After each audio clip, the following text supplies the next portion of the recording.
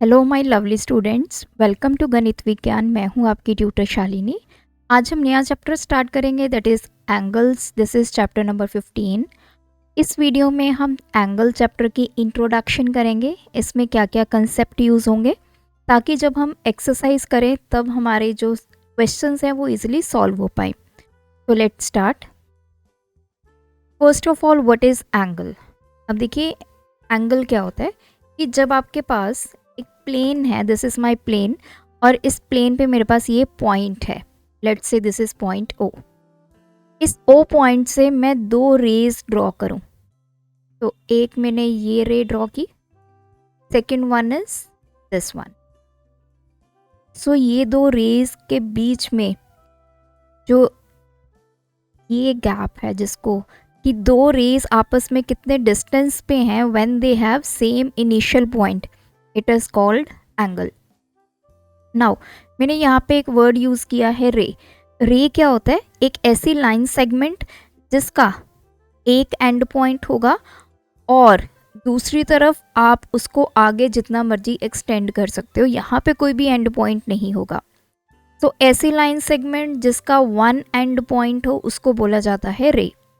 तो एंगल कैसे बनेगा? हमारे पास एक पॉइंट है, उस पॉइंट से अगर हम दो रेज ड्रॉ करते हैं तो उन रेज में जो डिस्टेंस आप बोल सकते हो, that is called the angle.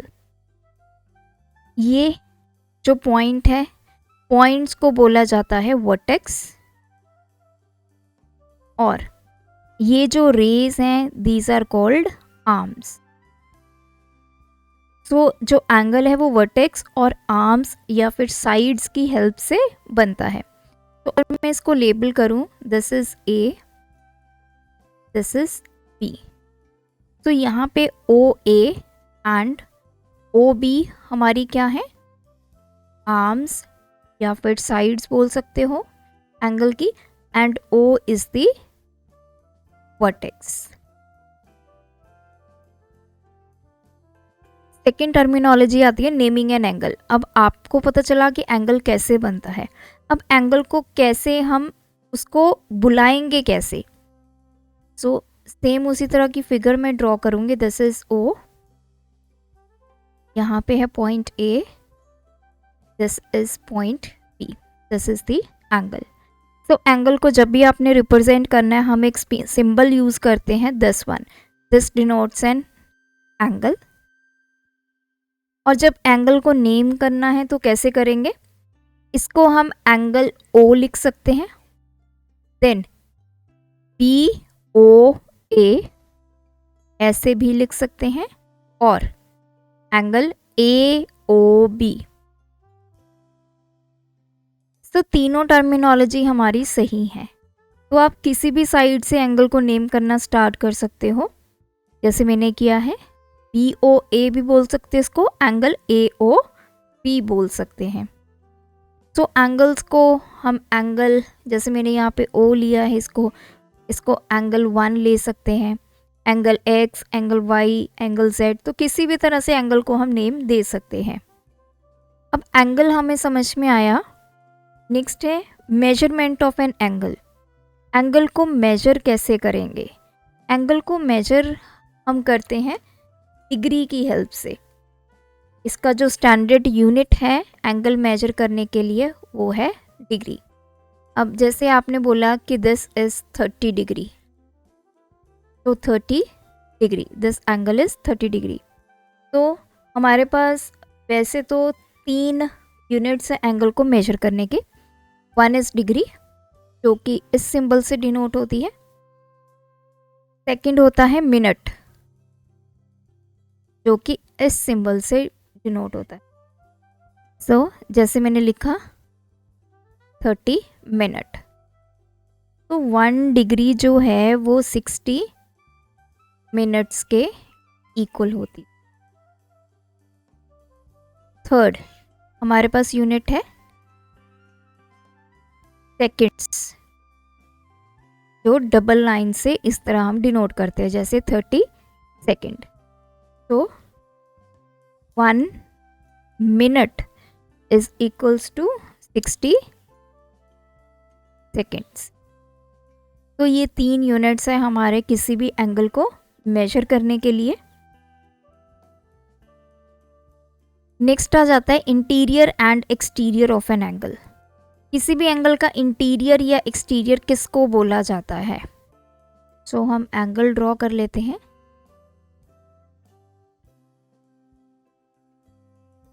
सबसे पहले इस AOB के अंदर अंदर वाला जो पार्ट है, ये वाला पार्ट, इसको बोला जाएगा इंटीरियर ऑफ एंगल AOB। तो जैसे यहाँ पे कोई पॉइंट ले लिया मैंने S, तो ये इतना रीजन के अंदर अंदर ये सारा रीजन, इसमें कोई भी पॉइंट होगा, जैसे point S is in interior point of angle AOB या BOA। अब सपोज यहाँ पे कोई पॉइंट है Q जो कि उस एंगल के इंटीरियर से बाहर है, तो उसको बोला जाता है एक्सटीरियर ऑफ एंगल AOB। तो एक्सटीरियर ऑफ एंगल AOB, इसमें क्या आ गया, हमारा पॉइंट Q आ गया। अगर इंटीरियर में पूछा जाएगा, यहाँ पे कौन सा पॉइंट है, S पॉइंट। अब हो सकता है कोई पॉइंट इसकी बाउंड्री पे भी लाई करे, जैसे OA लाइन के ऊपर एक पॉइंट है P नाम से, तो ये बाउंड्री पे है, तो इसको बोला जाएगा कि it is the point on the boundary of angle AOB, this is point P। So point P lies on the boundary of angle AOB, point S lies the interior of angle AOB and point Q lies in the exterior of angle AOB। Next, जब भी आपने angle को major करना है, तो मैंने units आपको बता दिए, तो प्रोटेक्टर की हेल्प से हम एंगल को मेजर करना सीखेंगे। तो मेजरमेंट में आपका यही आएगा कि इसके आपके कौन कौन से यूनिट्स हैं और कैसे उसको मेजर किया जाएगा। तो यूनिट्स मैंने आपको बता दिए, 3 यूनिट्स हैं, डिग्री है, minutes and seconds, and measure इसको किया जाता है with the help of protector. Next हमारे पास एक एंगल्स होते हैं जिनको इक्वल एंगल्स या फिर कॉन्ग्रुएंट एंगल्स बोला जाता है। दो एंगल्स आपस में इक्वल या फिर कॉन्ग्रुएंट कैसे होंगे? जैसे this is angle AOB, this is angle PQR। तो angle AOB and angle PQR ये आपस में इक्वल और कॉन्ग्रुएंट कब कहलाएंगे? जब ये दोनों एंगल्स की वैल्यू हमारी सेम होगी या फिर इक्वल होगी। जैसे मैंने बोला कि एंगल AOB 30 डिग्री है, तो एंगल PQR भी अगर 30 डिग्री होगा, then these two angles are equal और congruent to each other. Next is the classification of angles. ये बहुत इंपॉर्टेंट टॉपिक है। क्लासिफिकेशन का मतलब ये है कि आपके एंगल्स कितनी तरह के हैं। सो जितने भी एंगल्स मैं आपको अब यहाँ पे बताने जा रही हूँ, वो based upon the degree of their measurement, मतलब उनकी क्या वैल्यू है एंगल की। जैसे सपोज मैंने बोला 30 डिग्री, 45 डिग्री, 90 डिग्री, 72 डिग्री, तो बेसिस ऑन द डिग्री वो एंगल की हम क्लासिफिकेशन करेंगे। सबसे पहला एंगल हमारी कैटेगरी में आता है zero angle. Zero angle means वो एंगल जिसकी अगर मेजरमेंट करेंगे तो कितनी आएगी, 0 डिग्री। तो इस एंगल को बनाया कैसे जाता है? This is point O, this is, यहाँ पे OA जो है, दोनों आपकी अगर रेज आपस में मिल रही हैं, तो जो एंगल उनमें बनेगा दैट विल बी 0 डिग्री। तो हेयर एंगल AOA, वापस AOA आपस में क्या हो गया, 0 डिग्री।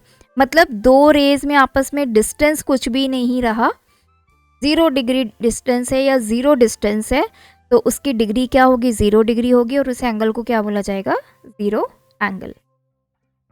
सेकंड हमारी कैटेगरी होती है एक्यूट एंगल। वो सारे एंगल्स जिनकी वैल्यू 90 डिग्री से लेस देन होगी तो उसको बोला जाएगा एक्यूट एंगल। अब सपोज पॉइंट है, this is A and this is your angle, this is 60 degree. तो यहाँ पे एंगल ए ओ बी इसकी वैल्यू कितनी है, 60 degree, which is less than 90। सो वो सारे एंगल्स जिनकी वैल्यू 90 डिग्री से कम है, those are called acute angles, but their value should be greater than 0। तो एंगल ए ओ बी की वैल्यू 0 और 90 डिग्री के बीच में अगर होगी तो वो एक्यूट एंगल होगा। थर्ड हमारी कैटेगरी है that is right angle triangle. ये आप सभी को पता है, अगर आपके एंगल की वैल्यू 90 डिग्री होगी उसको राइट एंगल ट्रायंगल बोला जाता है। तो A O B, here angle O is 90 degree. Fourth category है हमारी ऑब्ट्यूज एंगल। ऑब्ट्यूज एंगल वो एंगल होगा जिसकी वैल्यू 90 डिग्री से बड़ी लेकिन 180 से छोटी। जैसे फॉर एग्जांपल 100 डिग्री, 110 डिग्री, ये सभी 90 से बड़े हैं लेकिन लेस देन 180 हैं। तो 90 से थोड़ा सा हम इधर को मूव करेंगे तो ये एंगल बनेंगे।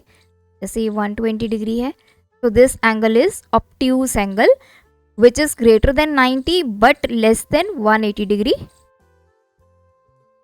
नेक्स्ट हमारे पास है स्ट्रेट एंगल। जैसे इसके नाम से पता चल रहा है, स्ट्रेट मीन्स ये पॉइंट है O, इस तरफ A है, इस तरफ B है। ये angle which is of 180 degree, it is called straight angle. जिस एंगल की मेजरमेंट 180 डिग्री होगी उसको स्ट्रेट एंगल बोला जाता है। यहाँ पे एंगल AOB या BOA को आप लिख सकते हो 180 डिग्री। नेक्स्ट हमारे पास है रिफ्लेक्स एंगल। अब रिफ्लेक्स एंगल में भी दो कंडीशन है। ऐसा एंगल जो 180 डिग्री से बड़ा और 360 से छोटा। 180 से बड़ा है लेकिन 360 से छोटा है, जैसे 190, 200, 260, ये सारी वैल्यूज़ 180 से बड़ी हैं लेकिन 360 से छोटी हैं। तो ये हो गया हमारा, this is point O, this is point A। तो ये रहा, यहाँ पे 180 है तो 180 से इधर को मूव करेगा इस डायरेक्शन में। तो ये जो एंगल, दिस वन, ये एंगल आपका 180 से बड़ा होगा और 360 से छोटा होगा। लास्ट हमारे पास है कॉम्प्लेक्स एंगल। कॉम्प्लेक्स एंगल उसको बोला जाता है जिसकी वैल्यू 360 डिग्री होती है। तो एंगल AOB अगर 360 डिग्री है that is called complex angle. तो इसकी डायग्राम कैसे बनेगी, this is O, this is A।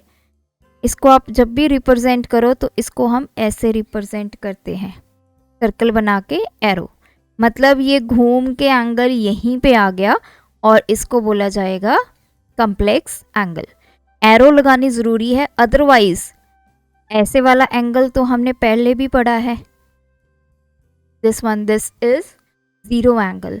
तो 0 और 360 को कैसे डिफ्रेंशिएट करते हैं हम, तो 360 में हमने यहाँ पे सर्कल लगा के यहाँ पे एरो लगा देते हैं कि ये घूम के वापस आ गया, तो इसने पूरा राउंड लगा लिया। तो ये जो राउंड होता है ये 360 डिग्री का होता है। तो angle which is having value 360, it is called complex angle.